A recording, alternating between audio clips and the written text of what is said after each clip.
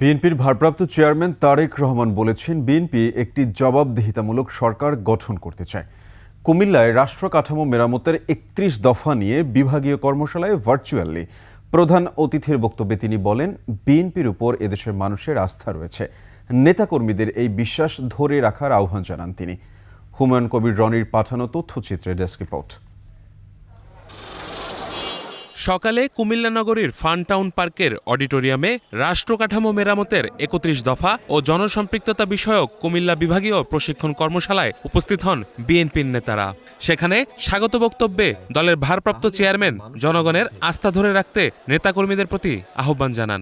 মূল লক্ষ্য বা উদ্দেশ্য হচ্ছে দেশ এবং দেশের মানুষের জন্য কিছু করা, তার জন্য একটি লক্ষ্য ঠিক করা, পরিকল্পনা ঠিক করা, এবং সেটি হচ্ছে ৩১ দফা।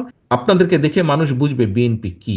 কাজেই দয়া করে নিজেদের সকলকে পরিবর্তন করুন, মানুষের প্রত্যাশা অনুযায়ী উঠা বসা কথাবার্তা চলাফেরা দয়া করে করুন। বিএনপি জবাবদিহিতামূলক সরকার গঠন করতে চায় বলেও জানান তারেক রহমান।